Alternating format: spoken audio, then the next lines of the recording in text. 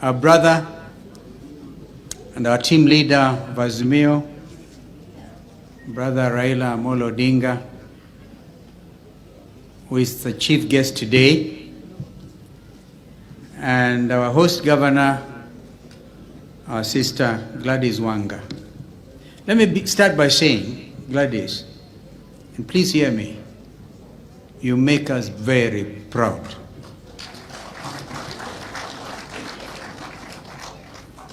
I've seen your passion, not just in Homa Bay, but at the national level, in Parliament. Brother Jim will remember when things were pretty tough in Parliament. And this sister dared everybody by taking a bottle of water and pouring it. That is passion. That is commitment. And quite frankly, Gladys, that's why we came. Because you see, you have now translocated the passion from National Assembly to the ground in Homa Bay, and you are serving with your people with such distinction and dedication that we owe it to you to give you a big clap. I think we do need, if you are somewhere in America, you would give this governor a standing ovation. But we are, I think we are, in our country, we are so obsessed with tension that you feel tension wherever you sit. But Gladys, may God continue to guide you. And may you continue with that. You're also unapologetic. When we met our Azimio governors at a retreat, we made it clear to them, I think it was, brother, if you remember, somewhere like Rift Valley Great Lodge, and we told them they were free to work with the national government. But they must remember that devolution is important, and devolution will fall or stand according to how they interpret it and how they relate to the national government. We never told them not to work with the national government. Gladys, I've seen you going to State House, but you're unapologetic about your commitment to your coalition, and you have not sold us out. You haven't sold us out. So we are here to pay tribute to you and to encourage you. I'm not even going to say, as others have said, that you are a candidate for second term. Let the facts speak for themselves.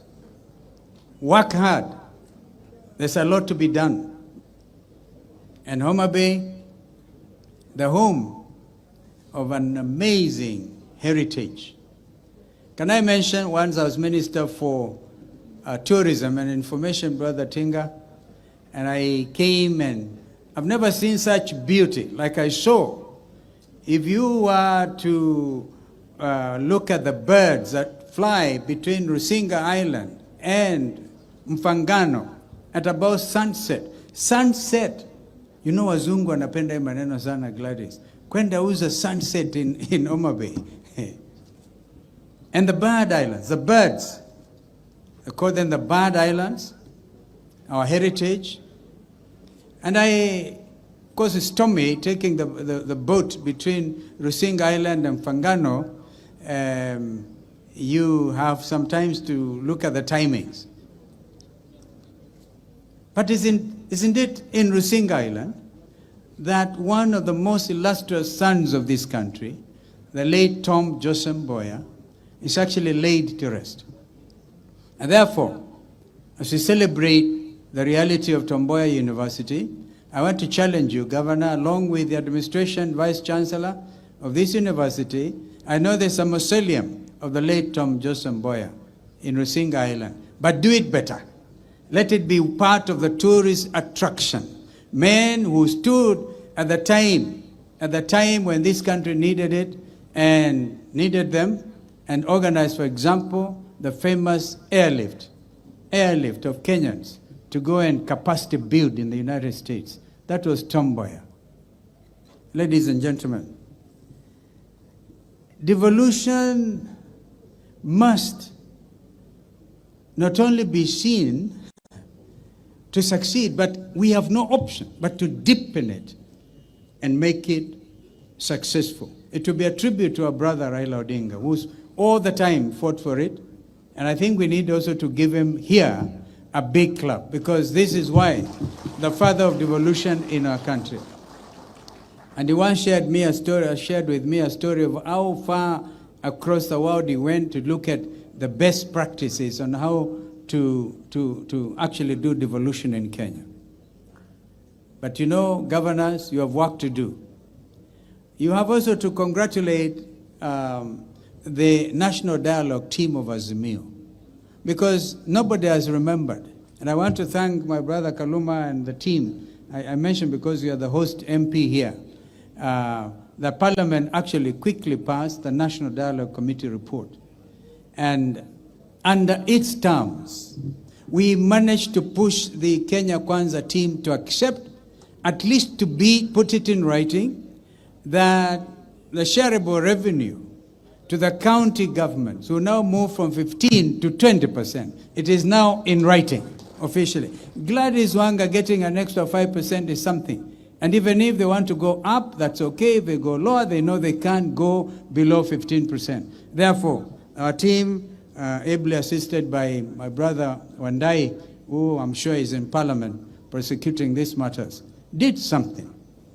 And we need to really push it harder. Push it so hard that there will be no doubt in our mind that devolution must succeed. When you talk of 5,000, 7,000 bed capacity, people think it is, you know, several years ago nobody cared. And that's all the money went to Sakaja's county, and with which Sakaja pays people's bills after they eat at the restaurants. They actually pay for themselves, but I think Sakaja almost said, put it on my account. Wataambiwa hakuna cha bure.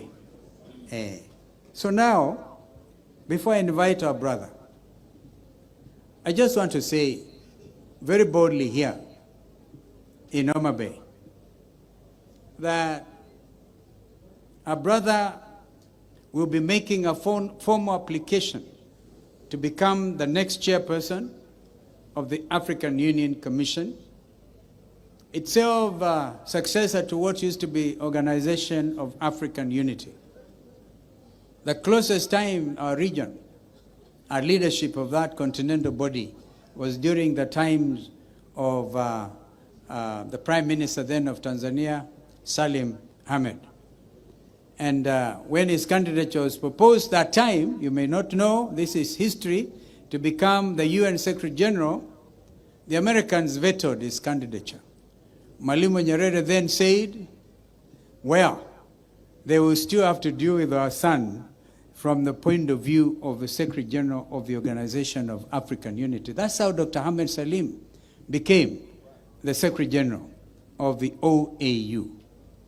Now, under the Constitutive Act, is a bigger and an enhanced body of African leadership. And I know our brother going to that position, you do several things. First of all, he's a Pan-Africanist, and we know him. He has worked for transformation, for deepening of our democratic gains. And I heard our brother Jim, and I wish, Jim, you could come out as clearly as you always do, that there's an attempt at clawback on devolution. And that, I can tell you, we will not allow as Azimio.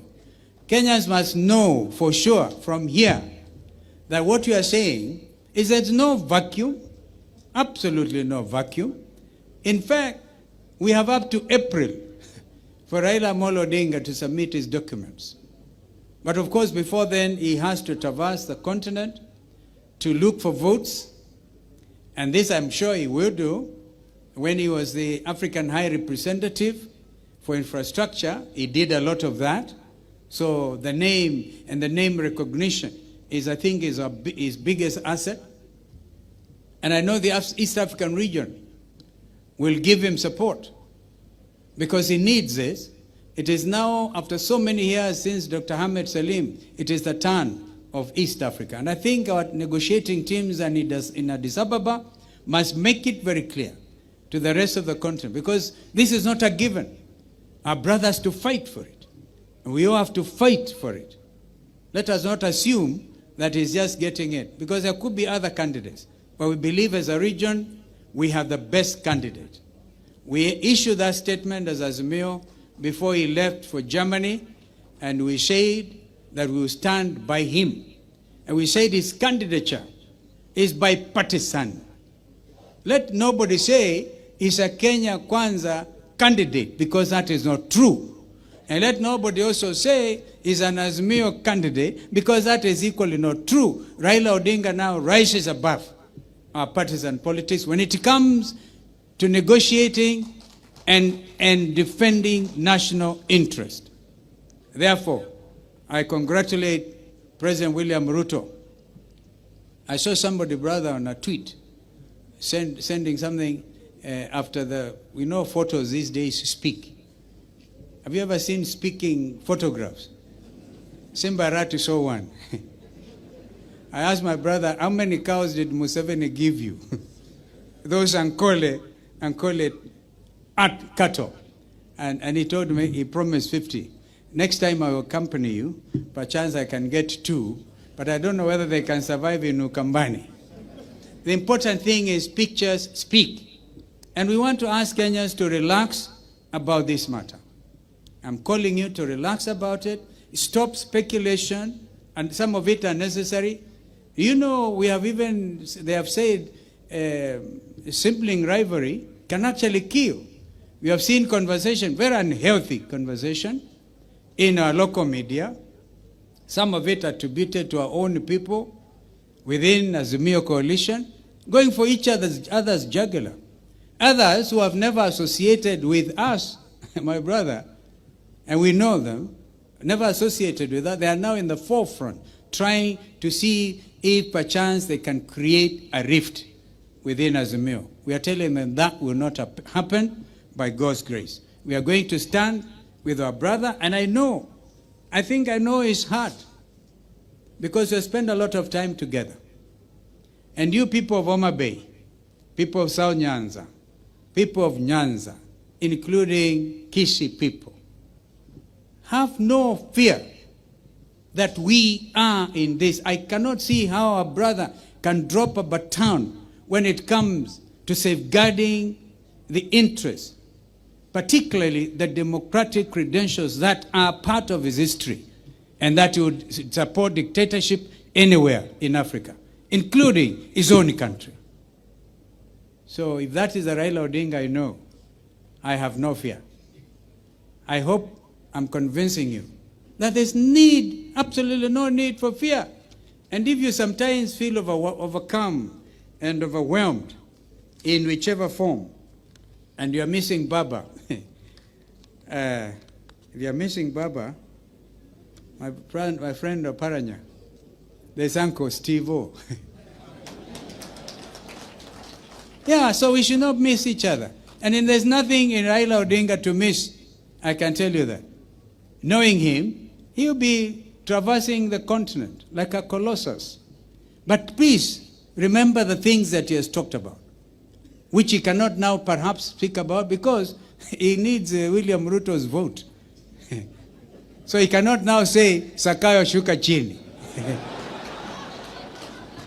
We will say that on his behalf.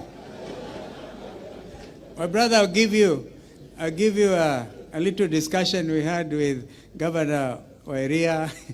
Derito was not with us, and also Eugene Wamalwa, and we were asking ourselves, what are we going to say in Homa Bay on this matter? So it was Steve Mule who brought a very funny situation. He said, and after that I'm going to invite him, he said, now you know this thing about Sakayo and the tree.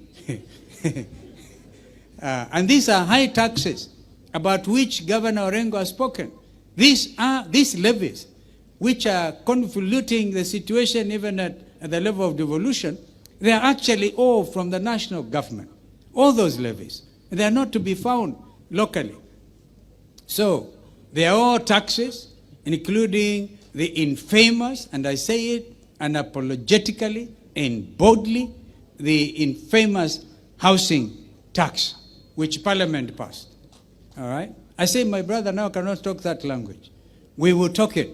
Now the trouble is if the muti kikatwa, and then to find our brother is on the same branch na Zakayo, tutakata muti ama hapana? We don't want our brother to come down. That is a joke. That's what I'm telling you. Relax. Relax about this situation. Raila Odinga needs prayers. Before I came, my brother, I met Ambassador Amina Mohammed. As you know, she ran for that post and lost to Mohammed Faki by only 2 votes. Mohammed Faki from Chad. 2 votes. We want the situation. She's willing to even now show you there's a beaten, she has very committed to say she will do and show you wherever and wherever, so you can get your 2/3 majority at round 1. Tumpigie baba makofi jamani. So, with those remarks, having said that the national government must also, you know, there's been that argument. You sometimes go to Gachagua's office to argue whether you should get your 349 billion. There should be no argument. No argument.